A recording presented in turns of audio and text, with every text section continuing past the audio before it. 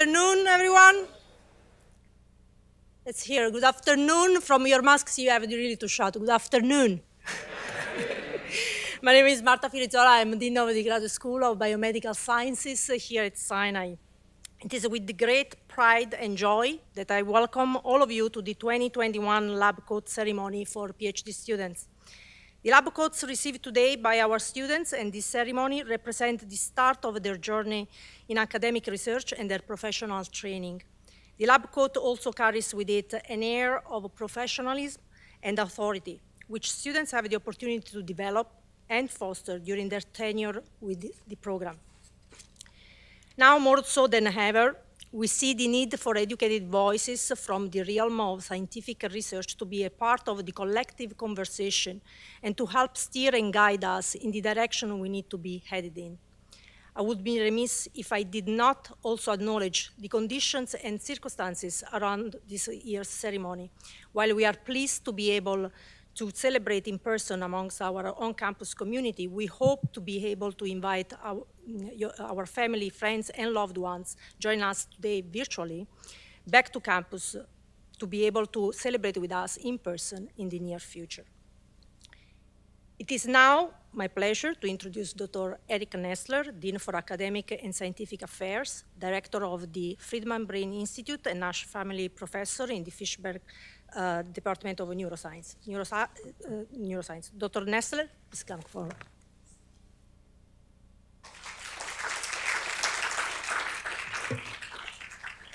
Thank you, Dean Firizzola, and it's great to take my mask off. It's a great honor to welcome our first-year PhD students and their families to this year's lab coat ceremony. And it is a particular joy for me to see everyone here, what I say IRL, my new favorite acronym, in real life. This is an amazing milestone for us. It also happens to be, I think, the first official ceremony of the newly renovated Goldworm Auditorium, work on which was completed February 2020.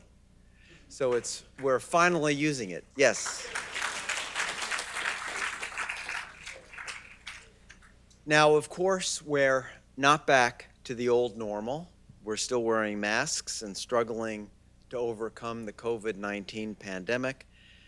But in my view, perhaps this is the new normal, getting back to a productive, rewarding, enjoyable, socializing life in the face of a virus that is likely to be with us for many years.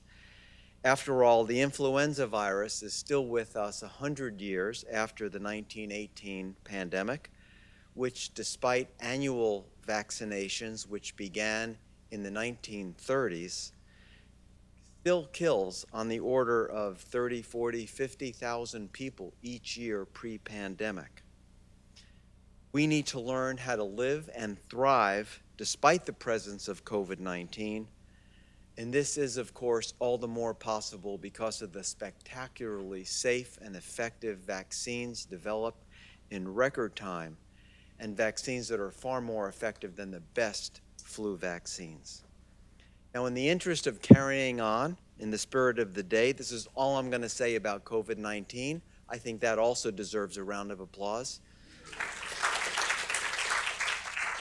And focus my remarks today instead on why you're here, pursuing a PhD degree, a Doctor of Philosophy in Biomedical Sciences or Neuroscience.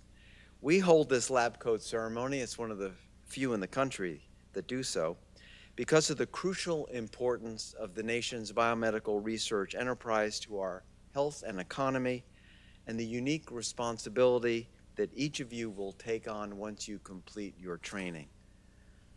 Have any of you ever wondered why you are working toward a Doctor of Philosophy? I received my PhD in 1982, long before all y'all were born, and my research focused on the role of protein phosphorylation in the nervous system. I took only one college course in philosophy, but enough to know that what I did for my PhD had absolutely nothing to do with philosophy. Rather, my work, like most of yours, is empirical research in which we formulate hypotheses, test them experimentally with wet or computational approaches, revise our hypotheses, and so on.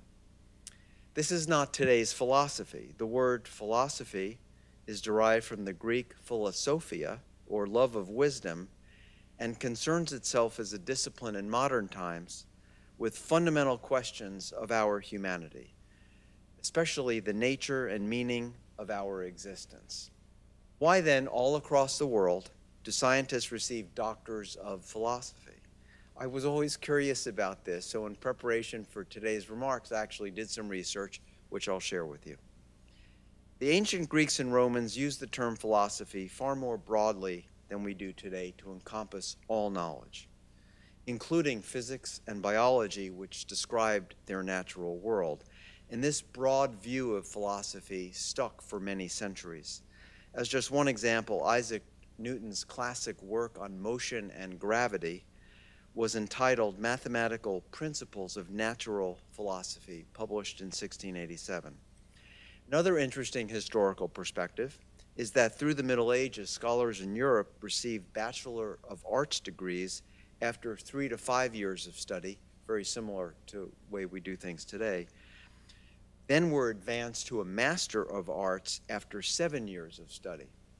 Most individuals, even those who spent their entire lives in the academic world, did not advance further. Isaac Newton, for example, never advanced past a master's degree. Doctorates would only be given on rare occasions, especially to senior figures based more on reputation than any body of scholarly work, more akin to our use of honorary degrees today. The first such PhD was conferred in 1150 by the University of Paris. The evolution of PhD degrees to denote substantive original scholarship didn't occur until the early 19th century, a little over 200 years ago, arising primarily in Germany, when PhDs were first awarded for advanced work across areas of inquiry as diverse as arts, history, science, and mathematics, retaining that early Greek notion of natural philosophy, encompassing all knowledge. This new convention caught on in other countries, in the US in particular, which in those early days sent many of its best scholars to Germany for PhD degrees. By the mid-19th century, the PhD degree itself was imported to the US, with the first American PhD degree awarded in 1861 in physics by Yale University. The practice was quickly adopted by Harvard, of course, then across the US, and eventually back to Europe and elsewhere. Today, the PhD, some UK schools give D.Phils instead of a PhD, is awarded across all disciplines, across all 6 inhabited continents. Now, we know that distinguished traditions of advanced learning existed across the globe, particularly in Asia, over many centuries, but today's conventions in higher education practiced universally are based on these European and American roots. One final observation. Today, all fields use the PhD with very few exceptions, most notably theology, medicine, and law, which give their own doctor degrees. This too derives from history. The universities of medieval Europe were divided into 4 faculties: a faculty of theology, faculty of medicine, faculty of law, and faculty of arts. The first 3, theology, medicine, and law, were called the higher faculties, much more prestigious, and the faculty of arts, which included the sciences, were considered less prestigious. This was just based on prejudices of the times. It's interesting that by the turn of the 19th century, theology, medicine, and law were far less scholarly. Training was more in the form of apprenticeships and practical knowledge, essentially representing guilds, a tradition that continues to this day. Just by comparison, the rigor in your graduate school courses will be far greater than the rigor in medical school courses. In contrast, the study of everything else, in contrast to theology, medicine, and law, grew with tremendous depth and maturity. And faculty of arts became faculty of arts and sciences, again around the early 1800s, and that for well more than a century, PhDs have played the dominant role across all scientific inquiry. And I'll just give you one example. Most winners of the Nobel Prize in Physiology or Medicine are PhDs, as are, of course, virtually all winners in other disciplines. So despite the curious name that we have for our degrees, we should all take tremendous pride in what a PhD represents today, in contrast to its more humble beginnings. In working toward your PhDs, you are at the pinnacle of advancing scientific knowledge, which is more important today than ever before as we seek to better understand, treat, and increasingly prevent disease. As you all embark on your graduate student careers, get yourselves into labs that enable you to reach your potential and make your lives productive and happy. I consider myself one of the luckiest people alive because every day I love going to work or I run a lab, get to work with young people like yourselves, and pursue science, my life's passion. I hope that each and every one of you use your PhDs for an equally rewarding and enjoyable career. Congratulations and thank you.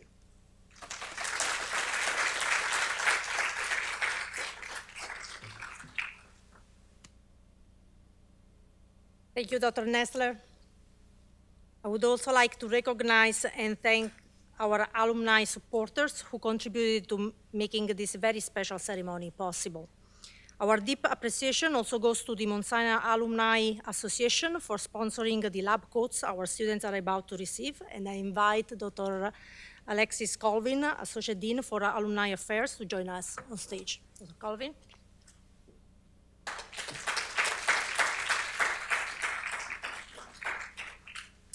Good afternoon. Although we have been physically distant, the last 2 years have also brought the Mount Sinai alumni community closer. You have not just entered graduate school, but you have also joined a family of incredible alums from all over the country. I hope you take advantage of all of the opportunities to learn from them. For instance, our Alumni Connect mentorship program pairs alums with current graduate students and has nearly doubled in size over the past year. There are also weekly Alumni Connect small group meetings in which students meet virtually with a diverse range of alums to discuss their career paths and benefit from the wisdom of their experience. These sessions are truly invaluable. Before I close, I would just like to say how honored I am to be able to welcome you at the beginning of your graduate school journey and to let you know that I will also be here at the end to welcome you into our alumni community. Congratulations and best of luck.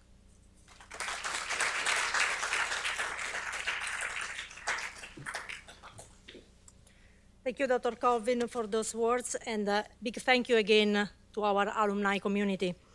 It is now my pleasure to introduce Dr. Sandra Messer, Director of the Office for Women's Careers, Chair of the Committee on Special Awards and Title IX Coordinator. She is the founding director of the Mount Sinai Office for Women's Careers and was Associate Dean for Faculty Development.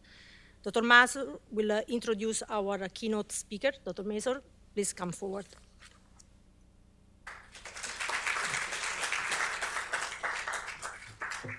Someone took away. Words are written down someplace, and we're about to find them. Thank you. Please? I think so. Yes, definitely. Well, thank you for including me in this, and it's been wonderful to hear Dr. Nessler and Dr. Colvin start our wonderful event here. I was really delighted to be asked to introduce Dr. Anna Fernandez Cesma, today's keynote speaker. Anna is professor of microbiology and professor of medicine in infectious diseases. But I have a special vantage point because over the last 30 years, I was extremely fortunate to be a witness as Dr. Fernandez Cesma has gone from a smart, enthusiastic, and very curious young scientist like all of you to a highly valued and respected colleague who continues to be smart, enthusiastic, and very curious. As she honed her knowledge and skills, her path has been uniquely hers, paved with truly remarkable accomplishments, and all of them have been done at Mount Sinai, but she'll tell you more about this herself. After earning her MS in Biological Sciences from the University of Salamanca in her native Spain in 1990, she came to Mount Sinai in 1991 and completed her PhD here in 1997 and has subsequently risen up the ladder to full professor. Her research program has been both prolific and has had great impact. Her laboratory's goal is to understand the mechanisms of immune evasion used by dengue, influenza, HIV, and Zika to establish infections in humans. Therefore, of tremendous basic biological importance, translational, and public health significance, as we all know, especially in the current pandemic. Since 2015, Anna has consistently been one of the top 5 NIH-funded investigators in microbiology in all of US medical schools and has the distinction of being the top ranked #1 woman principal investigator in microbiology. From our social science colleagues, we have learned that the most creative approaches to tackling complex problems are achieved when we have a diverse team. And Anna's cutting-edge research exemplifies this. It is multidisciplinary, highly collaborative, in large part due to the exceptional consortium of established national, international investigators she has assembled under a program that's supported by the NIH. She exemplifies the collegial and collaborative culture that is the hallmark of research at Mount Sinai and which you will all be experiencing. Dr. Fernandez Cesma has accomplished all this as an equal partner to another of our outstanding virologists, Adolfo Garcia Sastre. Their individual and collaborative research has strengthened each of them.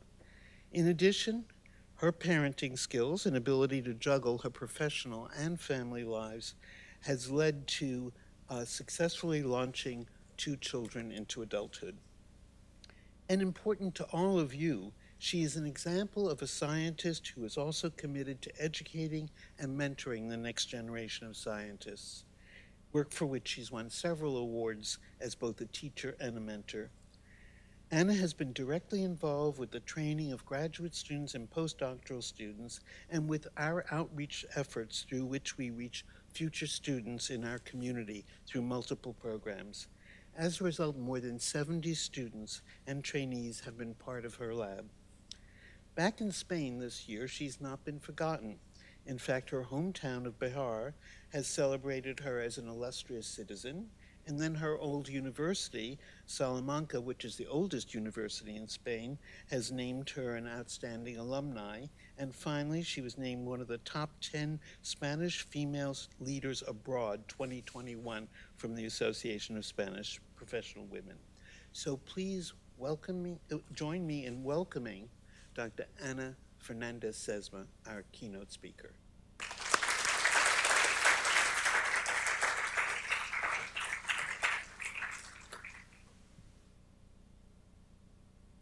Thank you. Thank you very much, Sandy. Dr. Messer is one of my mentors, so I am very, very honored that she actually introduced me. And of course, for me, it's a great honor and a privilege that I give you this keynote speech today, because this is really a journey that I would like to share with you, because I also embraced this journey 30 years ago, or almost 30 years ago. So same as all of you, I also began my journey. And my message to you is that no matter what roadblocks or setbacks you may encounter, this is a journey that is worth pursuing.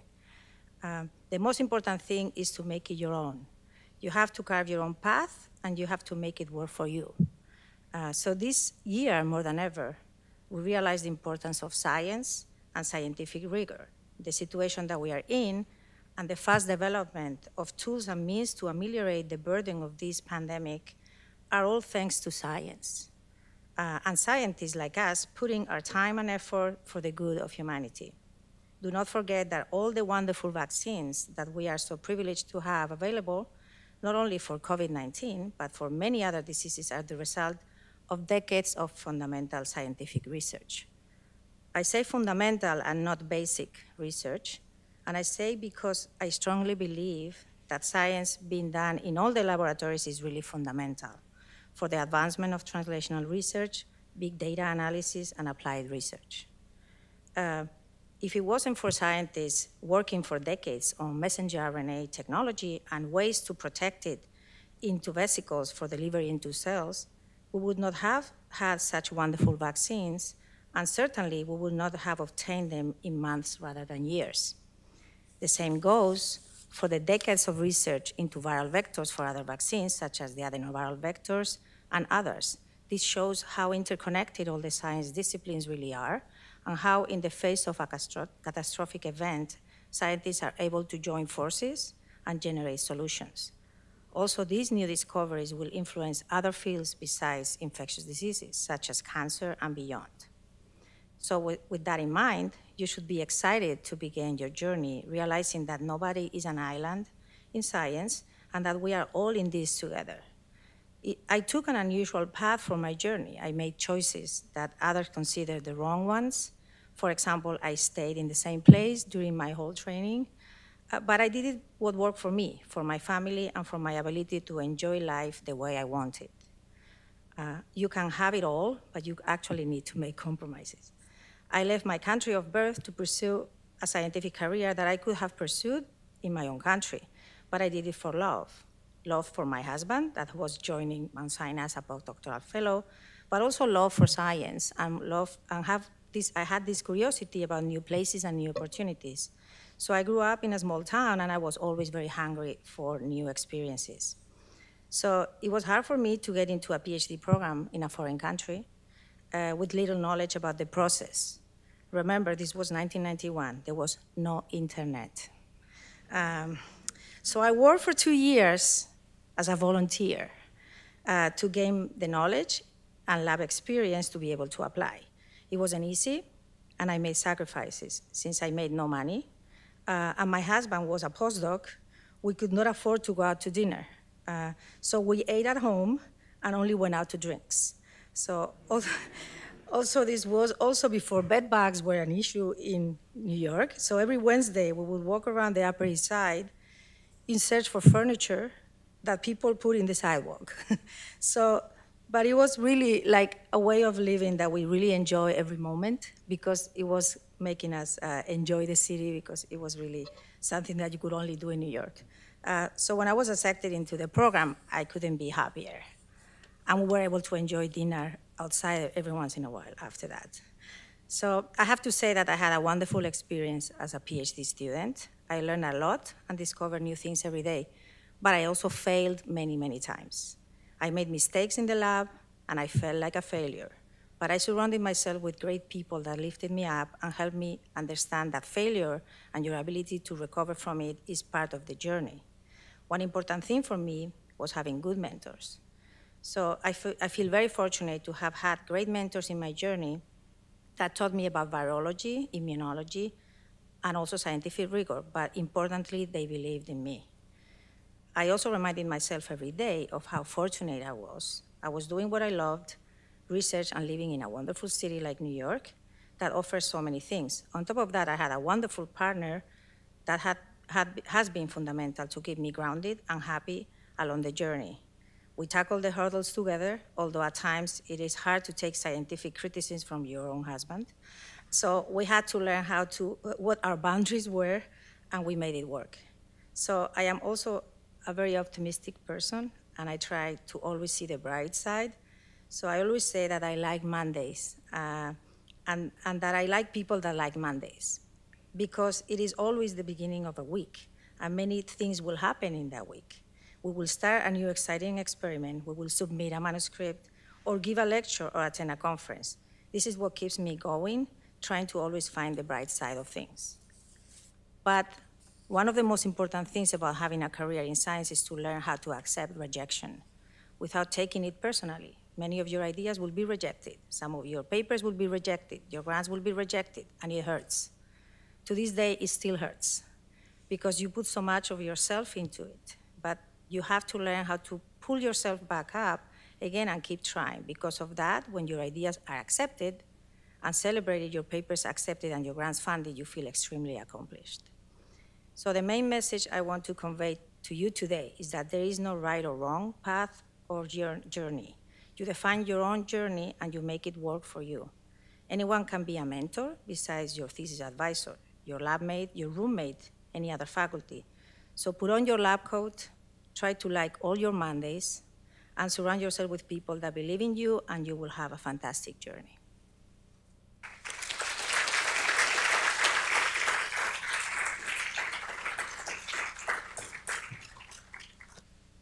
Thank you, Dr. Cesma.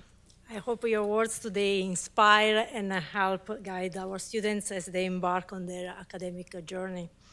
The next part of this ceremony, the part many of you have been anxiously awaiting, will be the presentation of 2021 matriculating PhD classes and MD PhD students transitioning to research, with the lab coats as a symbolic induction into rigorous academic scientific training.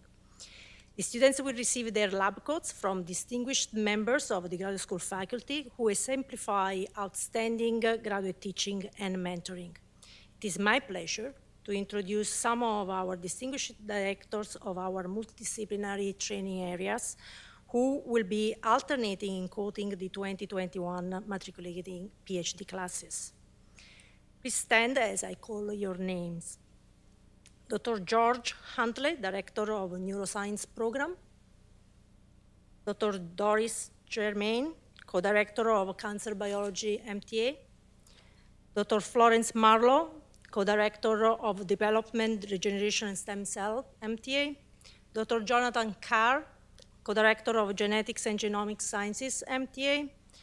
Dr. Jeremiah Faith and Dr. Konstantina Alexandropoulos, Co-Directors of Immunology, MTA. Dr. Domenico Tortorella and Dr. Jean Lim, co-directors of Microbiology, MTA. Our co-directors for Pharmacology and Therapeutics Discovery, MTA, Dr. Avner Schlesinger and Dr. Eric Sobi, as well as one of the co-directors for our newest Artificial Intelligence and Emerging Technology, MTA, Dr. Alan Seifert. It is also my pleasure to introduce this year's roster reader for our doctoral studies, Dr. Matthew O'Connell, Senior Associate Dean for Curriculum, Recruitment and Admissions for the Graduate School of Biomedical Sciences and Professor of Pharmacological Sciences. Dr. O'Connell.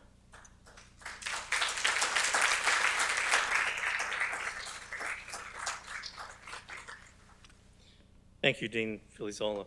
I'm going to do something I haven't done in a room with other people since March 2020. Brace yourself. There we go. So welcome, everybody, to the 2021 matriculating PhD and MD PhD class. It's truly an honor to be a part of this, to be back here and to be sharing this together. I will kindly ask those of you here in the audience to hold your applause until each group of 4 students comes up to be quoted, and then they will return to their seats. I will be reading everybody's preferred name, which may differ slightly from what is in the program. Okay. And so now it's my pleasure to call up the 2021 matriculating PhD class, and I ask that our first 4 quoters take the stage.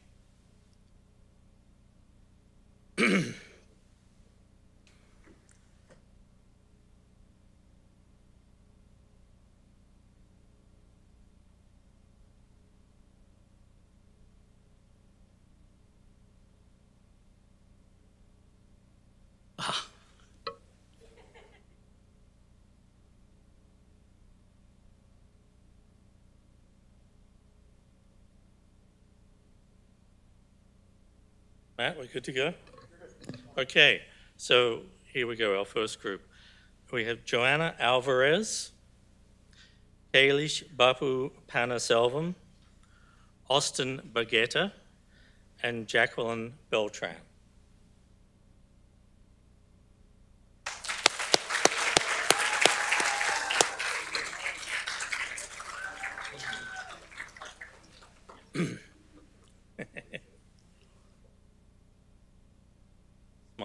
everybody.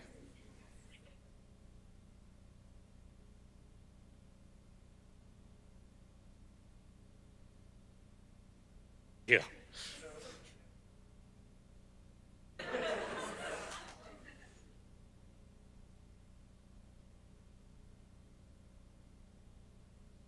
Just keep smiling, everybody.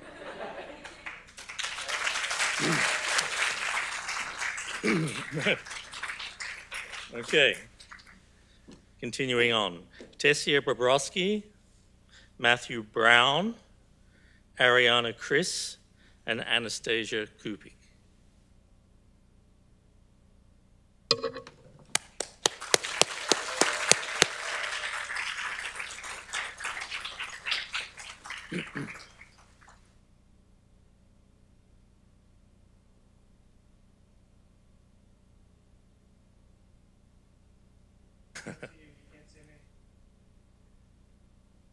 Boo.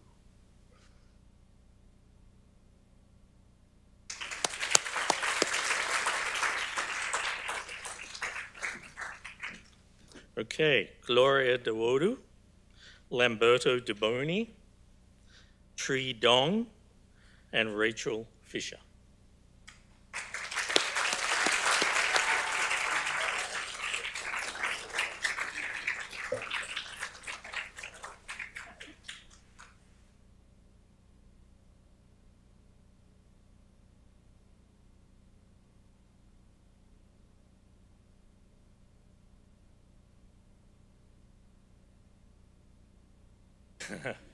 Yeah, faculty step right, students step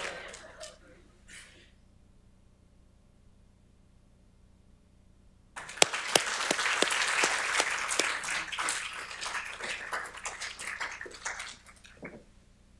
Okay. You stay. Okay, continuing on.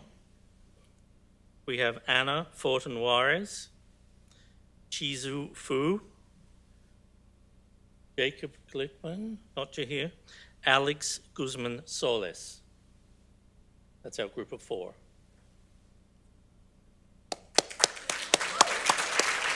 One person didn't come. Okay, that was a trick quiz, everybody. Get you ready for Friday.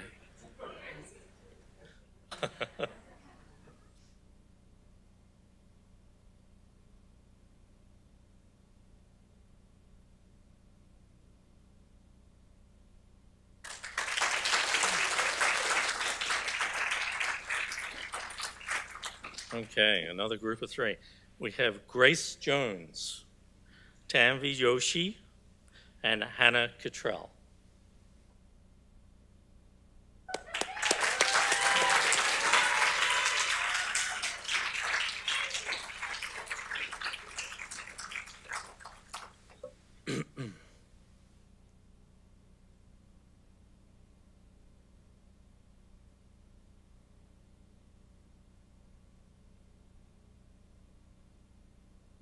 Right.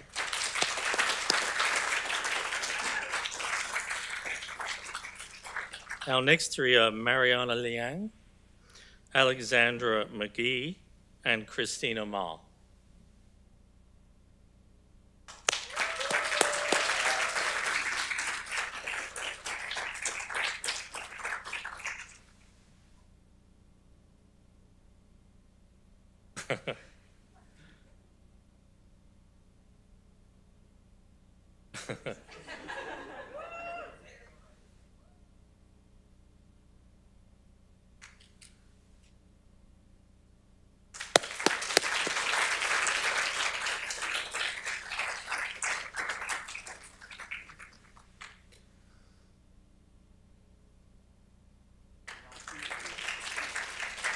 And many thanks to our first group of COTAs. Thank you very much.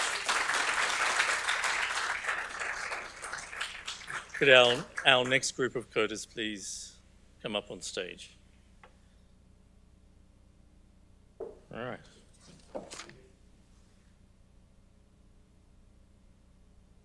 Okay, continuing on. Gayatri Manka Maria Mercedes. Okay, Adriana Mendez and Paul Morgan.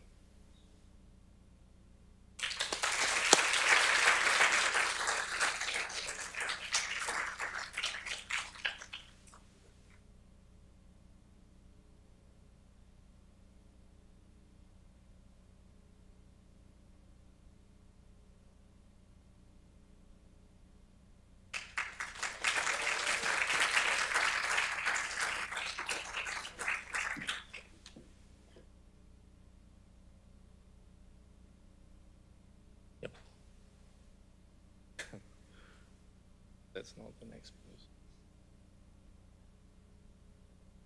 All right, very good. A group of three. We have Alita Murphy, Trevor Murphy, and Motaz Nuruddin.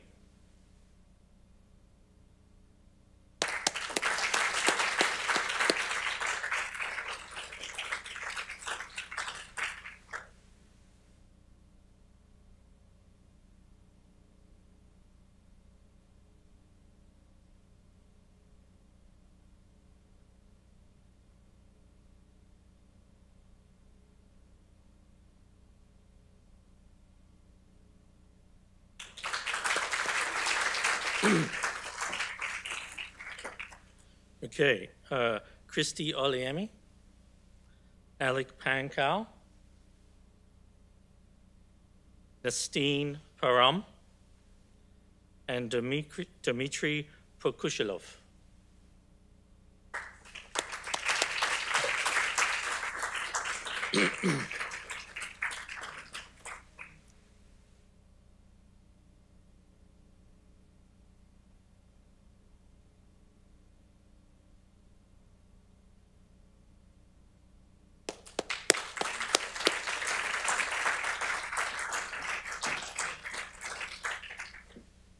Okay.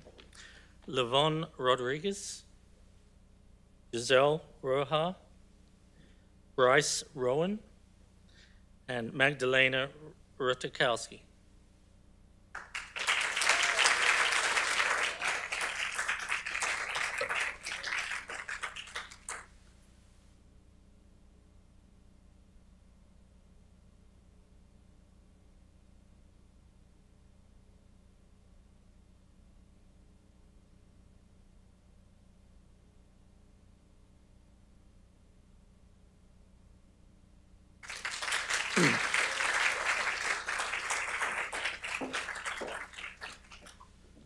Okay. Ina Somanovic, Natalie Sui, Pierre Tollins, and Alyssa Valentine.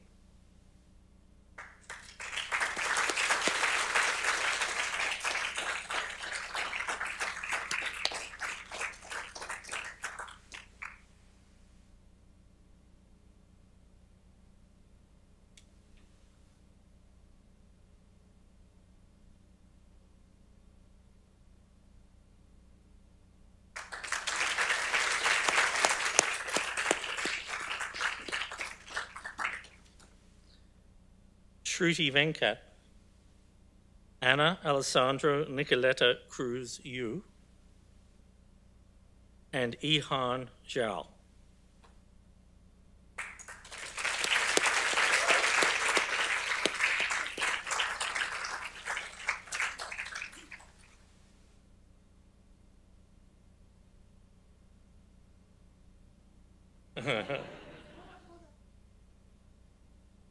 Buttongate.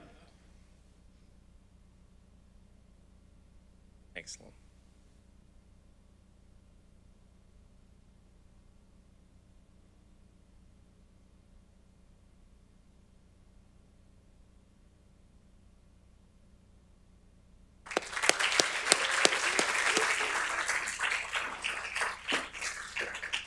And so with that, I'd like to give my heartiest congratulations to the 2021 matriculating PhD students. Round of applause.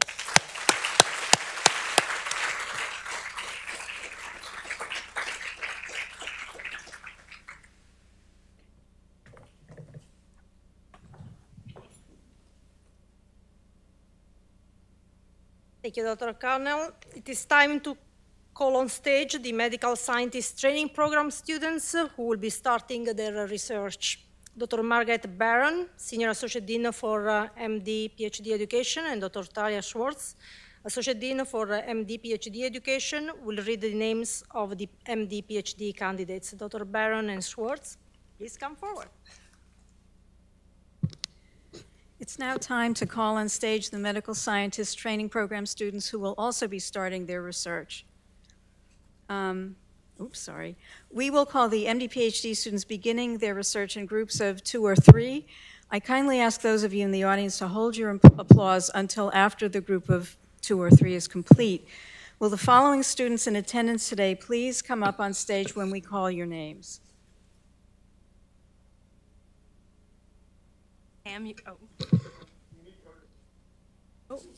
Where were recorders?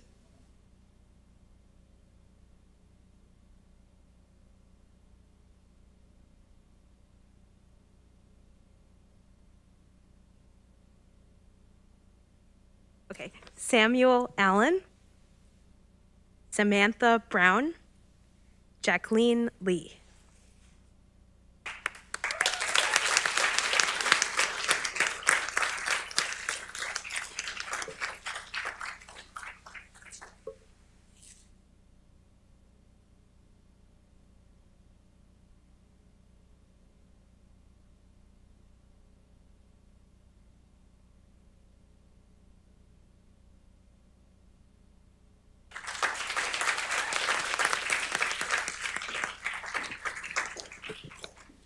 Chang Moon and Ariana Neal.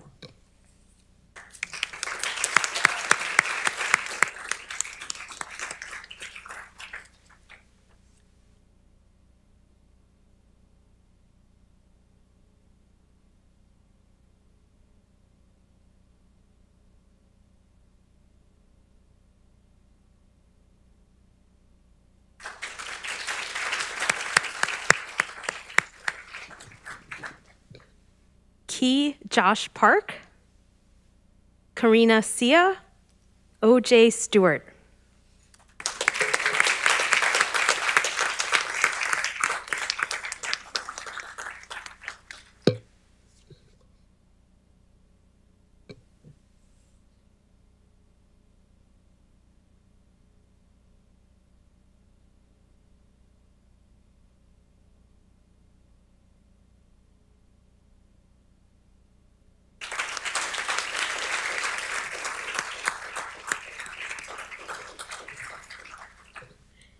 At this time, I ask that all students presented with a lab coat today stand and be applauded in your new lab coats.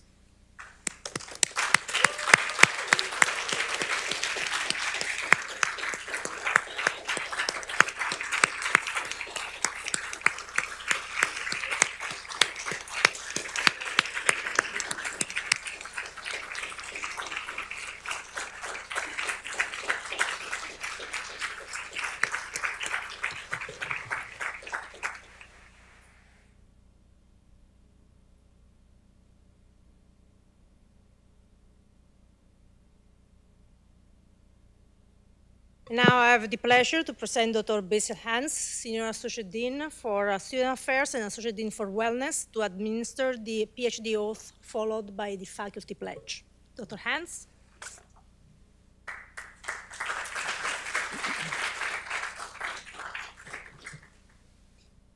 Dr. Pilizola, congratulations to everyone. Before we get to the oaths, I think it would be a good idea if all of those who were coded today stand up and give a nice round of applause to your family, loved ones, and others who help support you through all of this. And they're on Zoom, so be loud.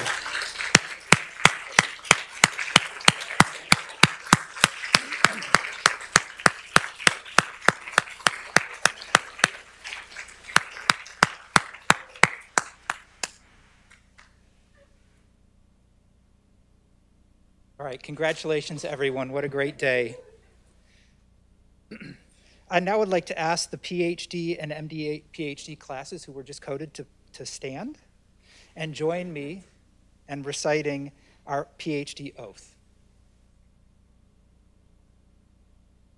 Before I begin reading the oath, I would like to invite all PhD doctoral candidates and PhDs in the audience and seated next to me on stage to stand so we may all together dedicate and rededicate our commitment to our profession. The oath is printed and displayed here. It's printed on page 8 of the booklet, and it's displayed up top too. Okay.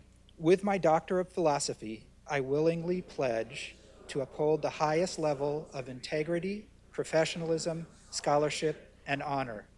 I will conduct my research and professional endeavors with honesty and objectivity.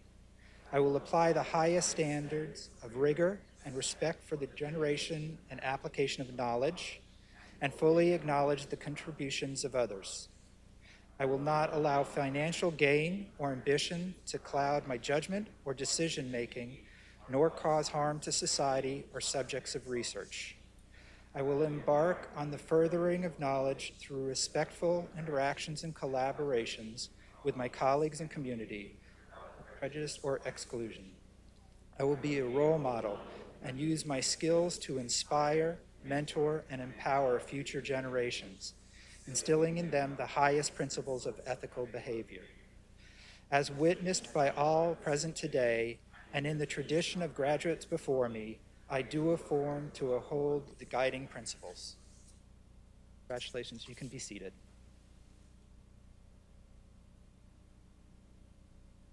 I now ask all faculty members of the Icahn School of Medicine at Mount Sinai to stand and join me in the faculty pledge.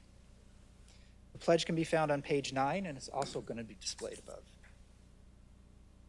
As teachers and mentors for our students, we pledge to maintain the highest professional standards in all of our interactions with students, patients, colleagues, and staff.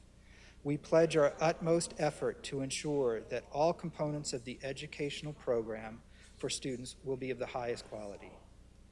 We will respect all students as individuals without regard to gender, race, national origin, religion, or sexual orientation.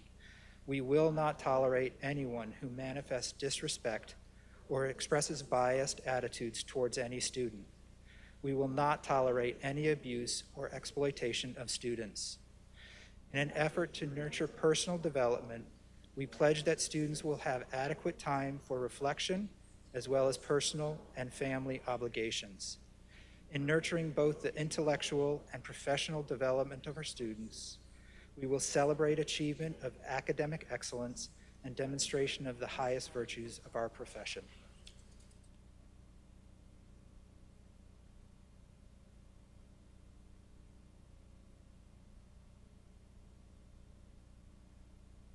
I would like to thank the Graduate School of Biomedical Sciences staff for their assistance today, and again the Mount Sinai Alumni Association for their ongoing support. In particular, I would like to recognize the following individuals: Brett Gano, Associate Dean for Graduate School Administration, and his team, Matt Cipriano, Tiffany Cody, and Sarah Bryant. Without their dedication and hard work, this ceremony would have not been possible. So please, let's give them a big round of applause.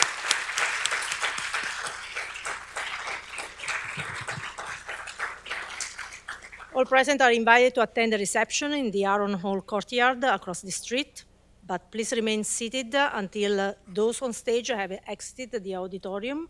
And I also ask the PhD and MD PhD students in their brand new lab coats to remain seated for group photos. The lab coat ceremony of the Graduate School of Biomedical Sciences at Mount Sinai is now concluded.